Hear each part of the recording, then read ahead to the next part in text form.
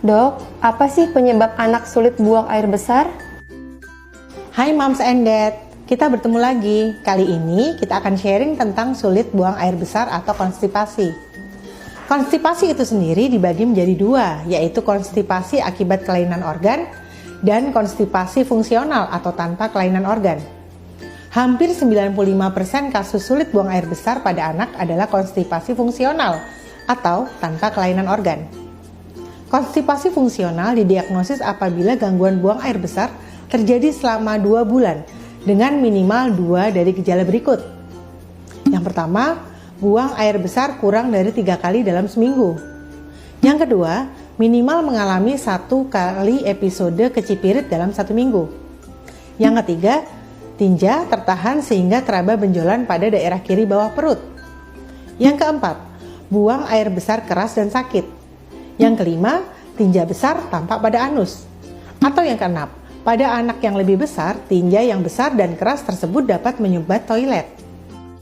Permasalahan konstipasi fungsional adalah anak yang menahan buang air besar sehingga bagian usus melebar.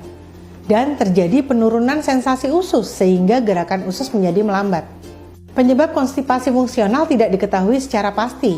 Pada anak yang lebih besar sering disebabkan oleh kebiasaan menahan buang air besar dengan alasan toilet kurang bersih, tidak dilakukan di toilet yang biasanya, kurang waktu untuk ke toilet, dan lain sebagainya.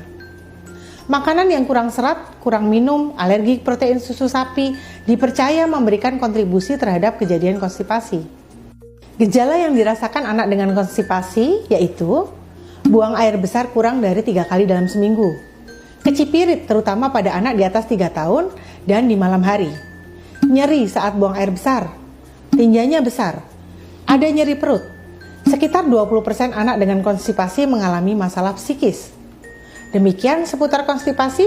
Salam sayang saya untuk anak-anak di rumah ya. Dok, bagaimana ya cara mengatasi anak yang sulit buang air besar? Hai Moms, ketemu lagi. Masih di seputar sulit buang air besar. Saya tahu kalau anak sulit buang air besar itu kadang-kadang sampai kita ikut stres ya Moms. Berikut tips yang bisa Moms lakukan di rumah untuk membantu mengatasinya. Berikan asupan air dan serat yang cukup.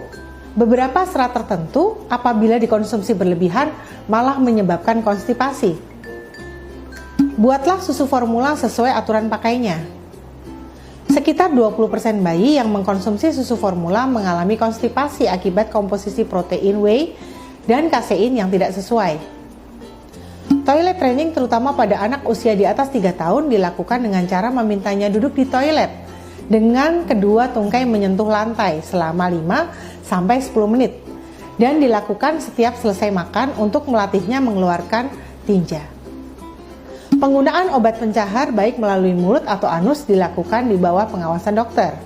Segera konsultasi dengan dokter apabila gangguan buang air besar disertai dengan demam, muntah, diare berdarah, perut kembung, atau gagal tumbuh. Jadi lebih paham tentang konstipasi ya Mom? Semoga membantu.